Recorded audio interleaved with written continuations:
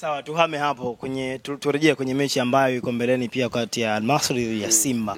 Sasa hivi Simba wako kule Egypt wakiwa wanasubiria mechi yao hiyo kwa ya CAF Confederation Cup. Wao ndio timu pekee ambayo inaipeperusha bendera ya Tanzania. Niseme pia na Afrika Mashariki kwa ujumla. Simba mara nyingi wanakuwa hii ndio hatua yao ya mwisho. Mara nyingi safari hii kwa ubora wao chini ya kocha Fadlu Davis. Unaiona Simba ikitotea kombe ama hata ikivuka hatua hii ya nusu finali kwenda mbele? Mfupa ambao wamekutana na Simba sio mfupa mwepesi. Al Masry sio timu nyepesi. Ingawaje Al Masry kwenye hatua ya makundi walikutana na mtelemko. Umeelewa? Vibonde. Unakumbuka Black Bulls ya Mozambique, umeelewa? Walikutana na Enyimba ya Nigeria kwenye makundi, wakutana pia na Zamalek wenyewe kutoka pale Misri.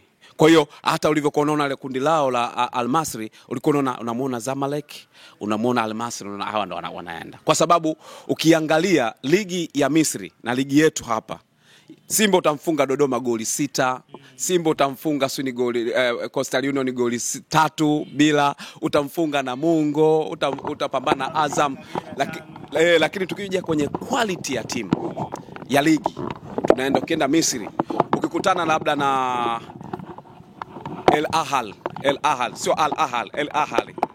Sawa ya Misri ambao ni ya benki. Ni timu ya kawaida. Umeelewa? Ukikutana na Fedi FC ya Al Ahly, lakini angalia quality ya ligi yenyewe. Wale wakishuka wakija kucheza huku, shughuli tunayo. Umeelewa?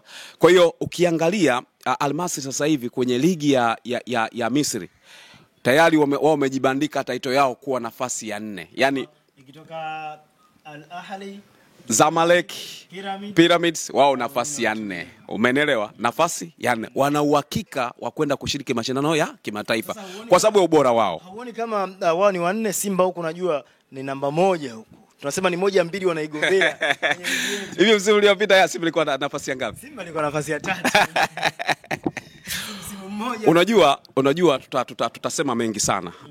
Pamoja na kwamba washai kukutana Simba na Al Masry 18 of course walikutana na Simba hapa waka hiyo tutaizungumzia, lakini pamoja na hayo ukizungumzia ligi ya Misri, sawa, yule ambaye anashika nafasi hata ya 10 ya ligi ya Misri ndio mlete hapa anza kashindana na Yanga na Simba kwa ubora. Serious? Nakwambia nafasi ya 10 baba, wale wamewekeza. Umeelewa? Wale wamewekeza. Wale wanajua kucheza michezo migumu. Sema timu hizi zingine hazipate nafasi. Kuna timu nyingi ambazo ukizileta huku ukiambia ingia kwenye ligi ya Tanzania, unaweza kashangaa mabingwa mara 4 mfululizo. Sema sisi kwa sababu tu ya mazingira, tusemeje, yani kwamba lakini usiniambie timu ambayo inashiriki ligi kuu ya Misri iko nafasi ya 10 ije imfunge Yanga au Simba hapa Tanzania. Wakija hapa wanampasua. Ndio maana anasema unapokutana na Simba na Al Masry, usichukulie Al Masry kwa sababu wenyewe labda iko nafasi ya 4 kwenye msimamo wa ligi ya Misri. Quality ya wachezaji waliokupo pale, umeelewa? Uwezo wao wakija katika ligi hizi za kawaida hizi. Al Masry akija Tanzania hapa, sio Yanga wala sio Simba, anatoboa, anachukua ligi mfululizo hata mara 5. Nakwambia. Sawa, lakini hao Al Masry ya unawaona kwenye hii hatua ya kufuzu mpaka wamefikia hatua ya robo finali. Nakumbuka wameruhusu magoli 4. Sijui kama sikosei ni sawa na Simba. Lakini wao unaona wako compact sana kwenye kuzuia, wako vizuri sana kwenye kuzuia. Uone kama wao watakuwa yani defensive in nature muda wote kushinda Simba ambao tunaona wanafunguka na kushambulia. Wanakuambia timu ambayo itakuletea makombe ni timu ambayo ina safu nzuri ya ulinzi. Sawa? Itakuletea makombe. Timu ambayo itakuletea ushindi ni safu bora ya ushambuliaji. Kwa hiyo mshambuliaji ambaye atakuletea ushindi anaenda kufunga, yani kushinda mechi ni ushambuliaji. Kubeba makombe ni ulinzi. Umeelewa?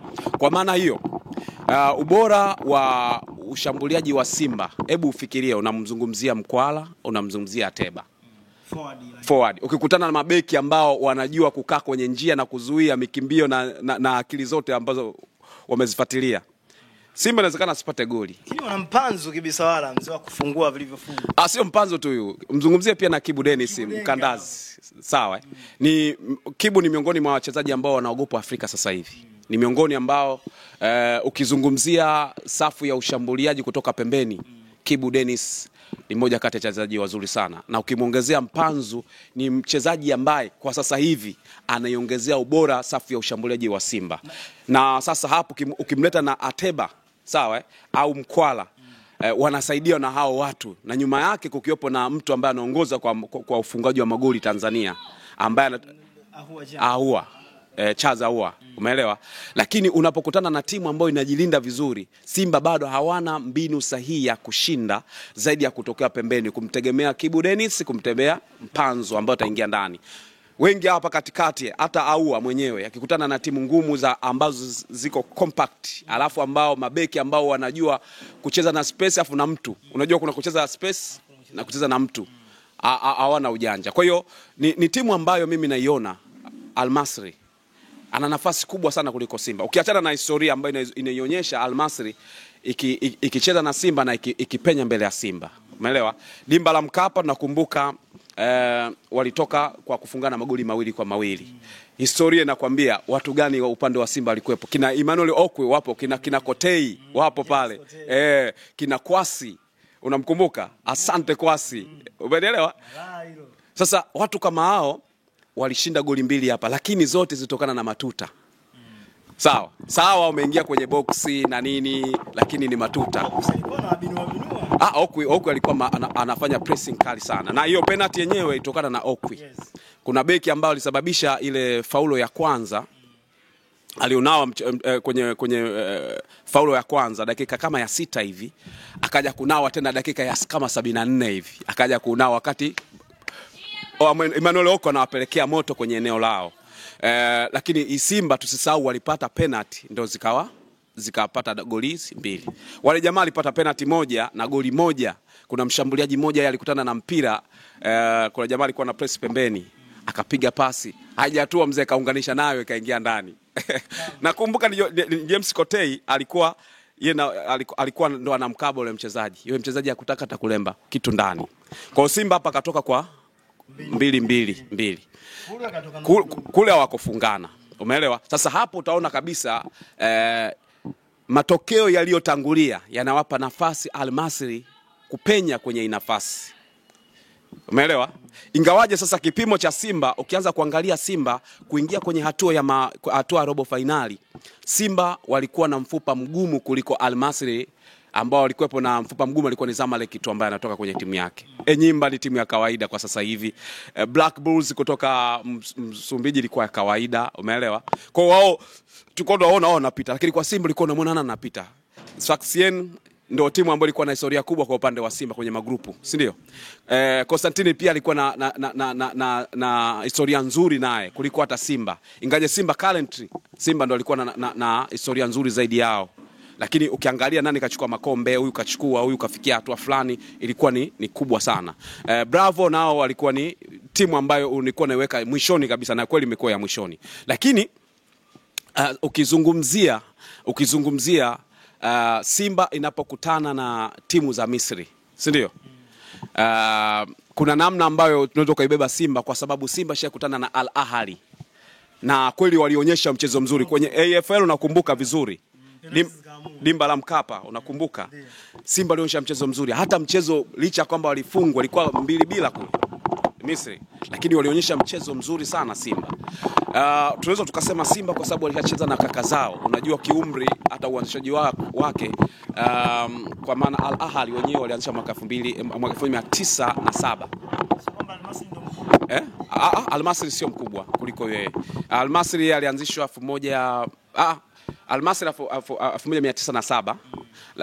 Al Ahly 1902 kama atakuwa na kumbukumbu sahihi. Kwa hiyo Al Ahly wao ndio walianza mapema kwa kubwa. Sasa ukubwa wa uwanjani, kama ulishacheza na mkubwa wako ambaye ni Al Ahly, unaletewa mtu ambaye anashika nafasi ya 4, unaweza kaona unamweza. Lakini ukiangalia uwanjani, unaona Simba wana wakati mgumu sana wa kutoboa. Unajua sisi tukajidanganya tusije tukajidanganya kwa kuziangalia timu zetu za Tanzania, sawa? Ligi yetu kama nilivyokuambia, Dodoma Jiji anakula goli 6, Swindani anakula goli ngapi, tukajua Simba wako vizuri. Kiukweli kabisa Misri wana timu bora kulipa. Kwa hiyo Simba anapoenda kukutana na Al Masry lazima wafahamu kwamba kuna baadhi ya wachezaji na wa kupambana nao sana. Kuna namna ambavyo wajue tu kabisa nani ambaye anaenda kuadhibu. Mfano kuna mtu anaitwa Salah Mohsen, lakini kuna mtu forward yao, lakini yule jamaa anavaa namba 9 mgongoni. Sio kwamba anakaa katikati tu peke yake, anaweza katokea pembeni au kushoto. Kwa hiyo anaweza mpango wa mwalimu. Na yule jamaa sasa na magoli 7 kwenye ligi. Magoli 7. Amezidiwa na wachezaji watatu. Kwa maana yake yeye ni 4 katika ufungaji. Wengine wote wana penalty. Yeye anata penalty hata hii moja. Kuna mtu anaitwa Mohamed Swami. Huyo ni mchezaji ambaye kutoka kwenye timu hiyo katika miongoni mwa wale wafungaji yeye ana magoli 2. Angalia interval yake. Naye huyo anacheza nafasi hizo ambazo anacheza Mohsen. Umeelewa? Kwa maana Mohsen ameanzia katikati, yeye akatumwa pembeni. Maana yake mna madhara kulia, mna madhara kushoto. Sawa, kuna wengine ambao wanaweza kaisaidia pia Al Masry. Ukija kwa Simba, mimi binafsi kwa upande wa Simba sina shida sana kwenye eneo la kutoka kwenye mashavu ya ushambuliaji wa Simba. Hapa shida yangu ni finish ya watu wa katikati. Ateba na Mkwala. Eneo la backline. Upande wa backline mbavuni hapo pia na wasiwasi. Alafu na wasiwasi pia na afya ya Pimpini Kamara. Wameenda naye kule. Inawezekana hayuko katika ufiti ambao unatakiwa. Amekosa mechi ngapi? Mpaka timu yake ya taifa amekosa kucheza. Umeelewa? Inawezekana asiwe kikosi cha kwanza. Pale Al Salim ndo akaanza. Sina shida na Al Salim. Kacheza IFL, kwa hiyo kujiamini kwake kutakuwepo tu kwa sababu achacheza mechi kubwa. Sasa Lugano tumalizie hapo kwamba wewe msimamo wako upo wapi kwenye hii mechi? Simba anaipeperusha bendera vizuri ama tunarudi nyumbani? Simba wajiandae kisaikolojia. Simba wajiandae kisaikolojia. Al Masry, sawa, ni timu ambayo ni bora kuliko Simba.